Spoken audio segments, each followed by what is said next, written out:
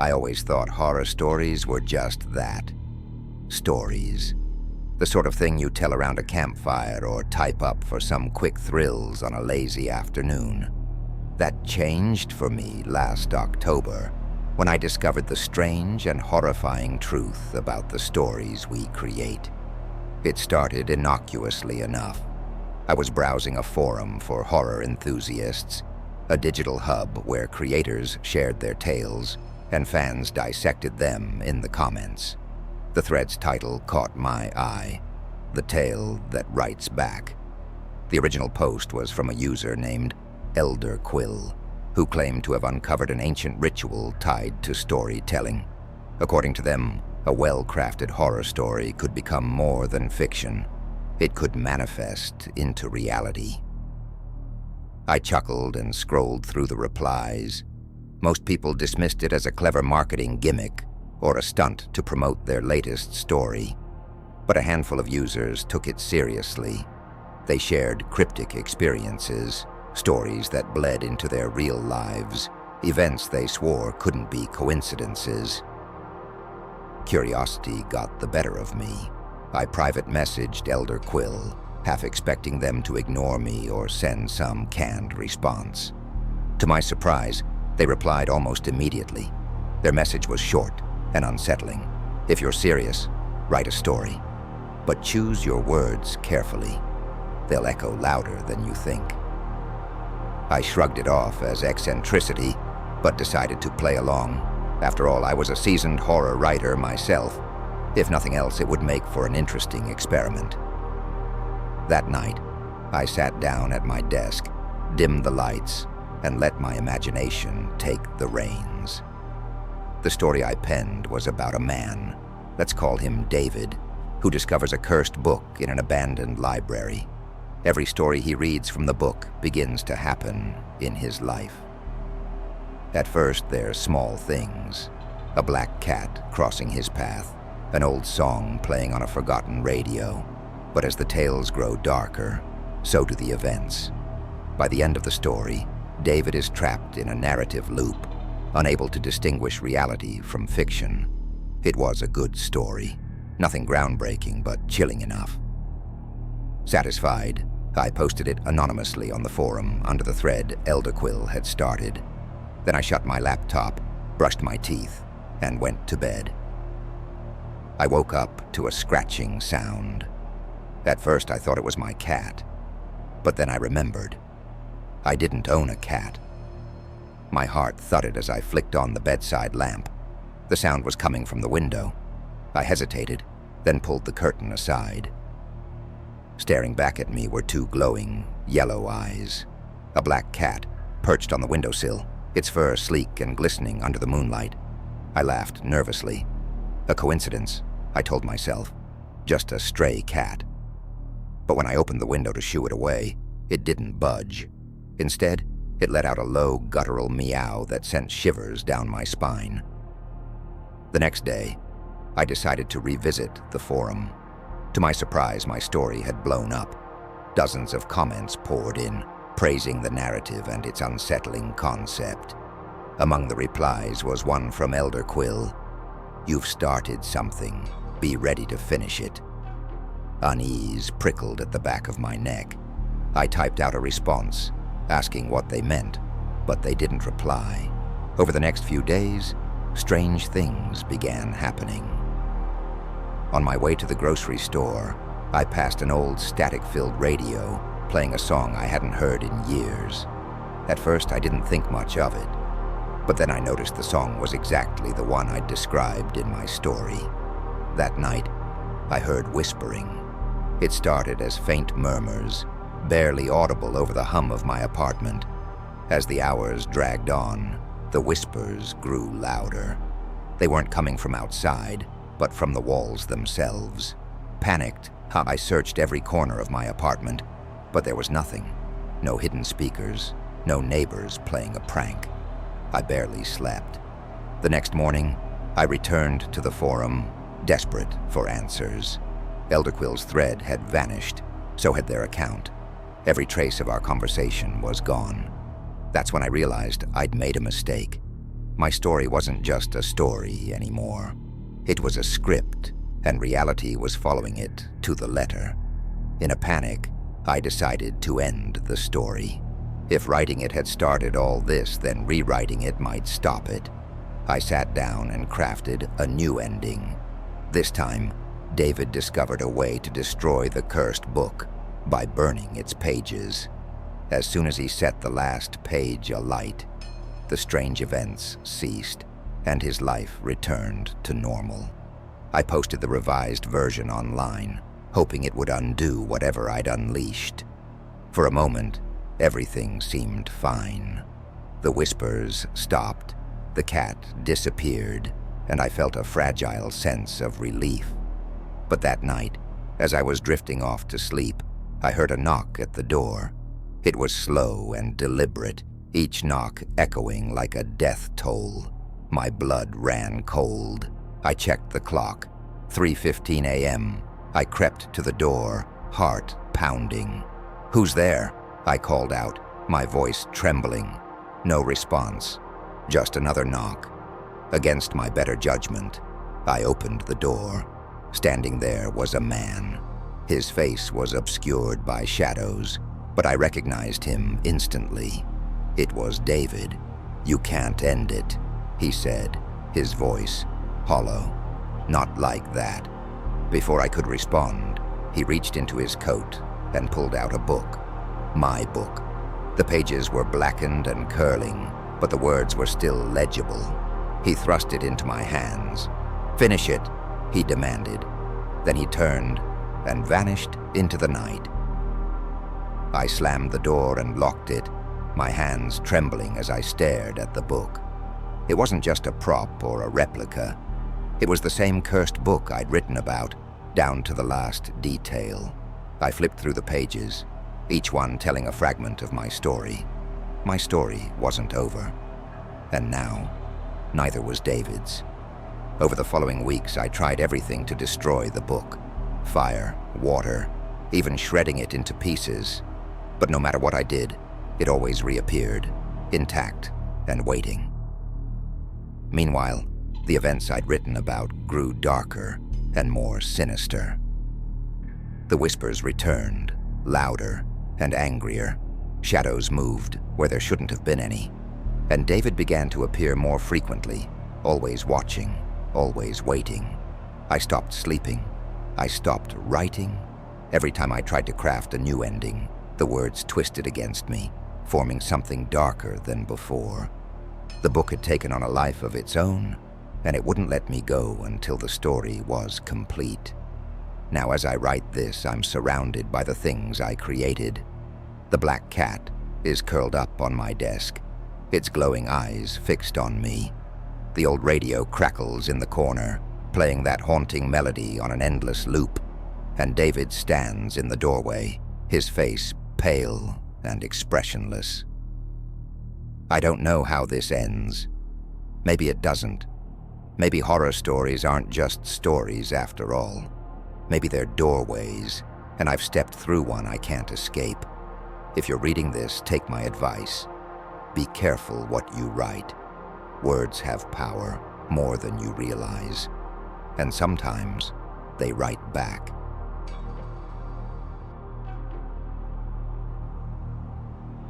I've always loved collecting things. For some people, it's stamps or coins. For others, it's action figures or vinyl records. For me, it was horror stories. Not just reading them. I collected them. Old paperbacks with faded covers, scribbled manuscripts found in thrift shops, even poorly photocopied tales from obscure forums. If it had a hint of terror and a good hook, I wanted it on my shelf.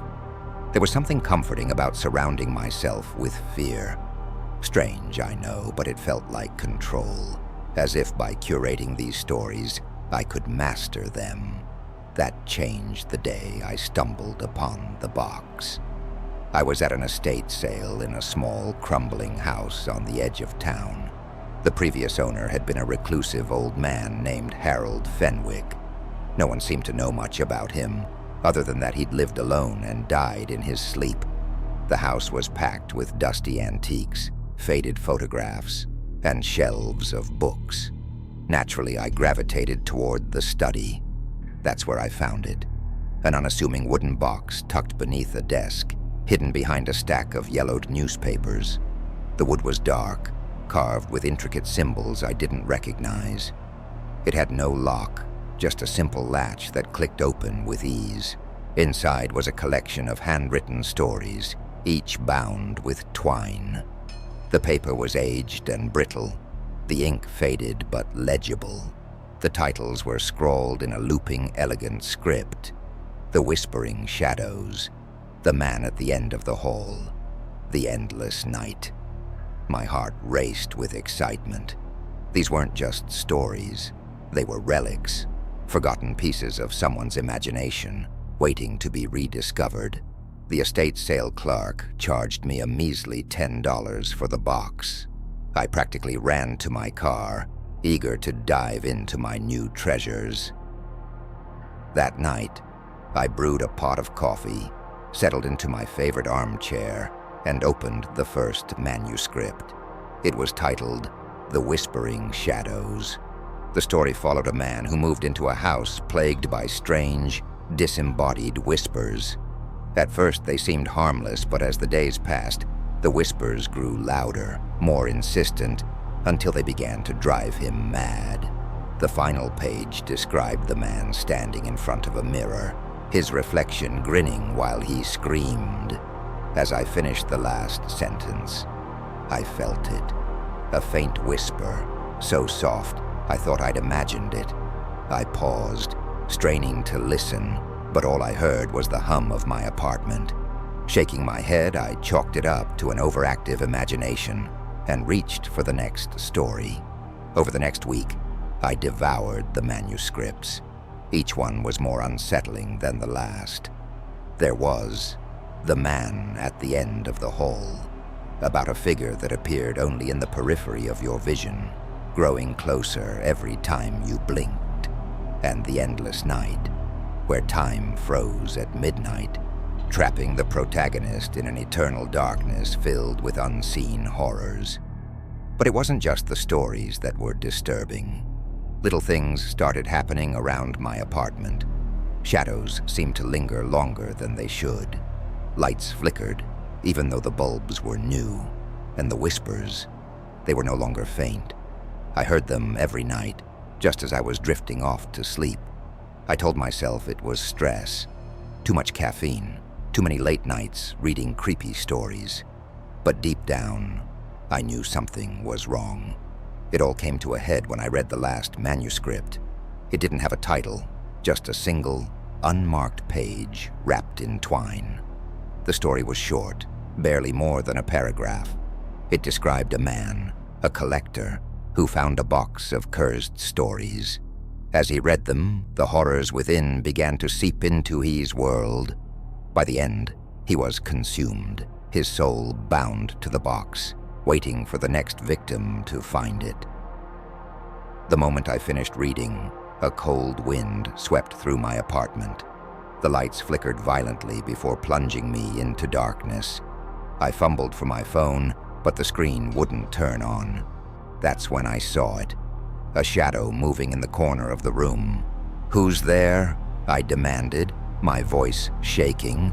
The whispers answered, dozens of voices, overlapping and chaotic, filling the air with their incomprehensible murmurings. The shadow moved closer, and for the first time, I saw its form. It was humanoid but wrong, its limbs too long, its face a featureless void. It reached out with claw-like fingers, and I stumbled back, tripping over the coffee table. Desperate, I grabbed the box and hurled it at the figure. It let out a guttural scream as the box shattered against the floor, its contents spilling across the room. The whispers turned into wails, deafening and agonized. Then, just as suddenly as it had begun, it stopped. I sat there in the dark, trembling and gasping for air. When I finally found the courage to turn on the lights, the shadow was gone. The manuscripts were scattered across the floor, The pages blank. Whatever words had been there were now gone, as if they'd never existed. I burned them all, every page, every scrap of paper, even the pieces of the box. The fire consumed them quickly, leaving behind nothing but ash. For the first time in days, my apartment felt normal again. The lights stayed steady, the shadows behaved, and the whispers were silent. I wish I could say that was the end of it. But last night, as I was browsing an online forum, I saw a new thread. Cursed manuscripts for sale. The attached photo showed a wooden box, carved with intricate symbols, just like the one I'd destroyed. I don't know if it's the same box or another like it, but if you're reading this, take my advice. Leave it alone. Some stories aren't meant to be collected, and some boxes should stay closed.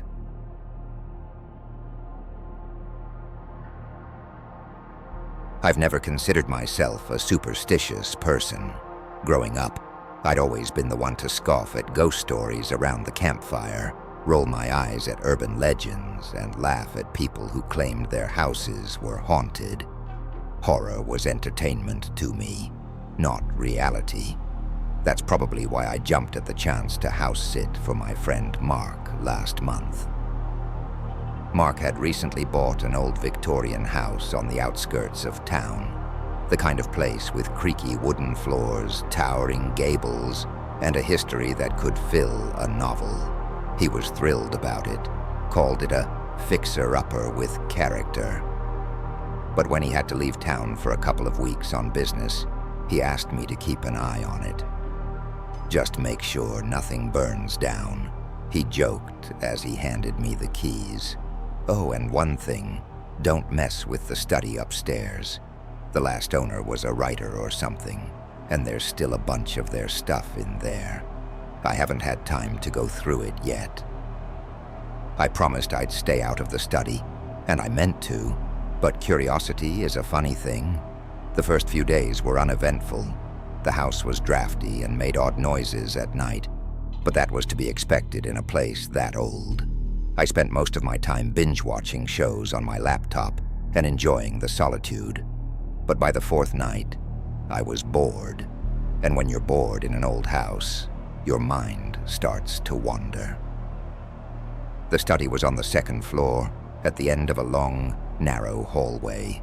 Its door was different from the others, painted a deep crimson that stood out against the pale walls. It felt like it was calling to me. Eventually I gave in. Inside, the room was exactly what you'd expect from a writer's study. Shelves lined with books, a massive oak desk cluttered with papers, and a single leather armchair facing a window that overlooked the overgrown backyard. The air was thick with the smell of old paper and wood polish. What caught my attention immediately was the stack of notebooks on the desk. They were mismatched, their covers worn and stained, and they were tied together with a length of frayed rope. A note was taped to the top notebook, written in a shaky hand, "Do not read." Of course, that only made me want to read them more. I untied the rope and opened the first notebook. Its pages were filled with tightly packed handwriting, the ink smudged in places as if the writer had been in a hurry. The first entry was dated decades ago. The story was unsettling. It described a man who moved into a house, this house, and began to experience strange occurrences. Objects moving on their own, whispers in the night, shadows that didn't match the light source. The man grew increasingly paranoid, convinced he was being watched. The final entry ended abruptly, mid-sentence with the words, "It's in the..." I shivered but brushed it off. It was just a story, right? But as I flipped through the rest of the notebooks, I noticed a pattern. Every story was about the same house. Different characters, different timelines, but always the same location. And they all ended the same way, with something unfinished, something left unsaid. That night I couldn't sleep. Every creak of the floorboards, every gust of wind rattling the windows felt magnified. I kept imagining the characters from the stories, their fear, their paranoia. By the time I finally drifted off, it was almost dawn. The next day, I decided to put the notebooks back. Whatever thrill I'd gotten from reading them had been replaced by a creeping unease. But when I entered the study, I froze. The notebooks weren't on the desk anymore. They were on the floor, scattered in a circle around the armchair. My heart pounded as I gathered them up, trying to convince myself that I must have knocked them over the night before and forgotten about it. But deep down, I knew that wasn't true. That night, the whispers started. At first, they were faint, like a distant conversation you can't quite make out. I thought it was the wind or maybe the old pipes, but as the hours passed, they grew louder. By midnight, they were clear enough to understand. "Why did you read it?" I bolted upright in bed, my breath coming in short gasps. The room was dark, the only light coming from the hallway outside my door. I grabbed my phone and turned on the flashlight, sweeping it across the room. Nothing. No one. I didn't sleep at all that night. The whispers didn't stop, but they didn't get any louder either. Just a constant accusing murmur that followed me wherever I went. By morning, I was a wreck. I called Mark.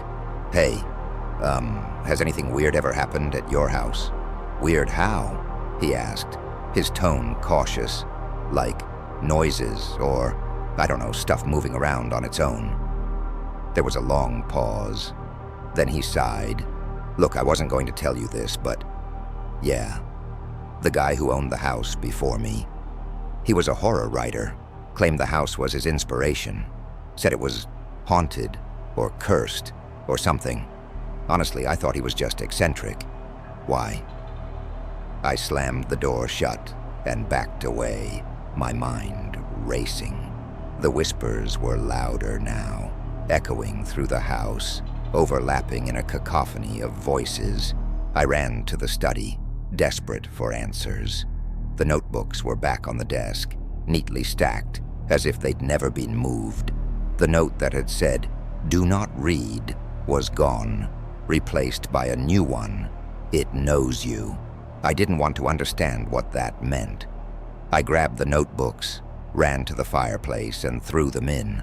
The flames roared to life, hungrily devouring the pages. The whispers turned into screams, high-pitched and piercing, like something was being torn apart. When the fire burned out, the house fell silent. The oppressive darkness outside lifted, and the whispers were gone. I packed my things and left without looking back. Mark called me a few days later. He said he'd come home to find the study empty, the notebooks gone. I told him I'd gotten rid of them, and he seemed relieved, but as we were about to hang up, he said something that sent a chill down my spine. "You didn't read them all, did you?" I didn't answer, because I hadn't. There had been one notebook I'd set aside, its cover too worn to open without tearing. I'd meant to look at it later, but I'd forgotten. And now, as I sit here writing this, I can't shake the feeling that it's not over. The whispers might be gone, but something else remains. Something is watching me, waiting. I just hope Mark burned that last notebook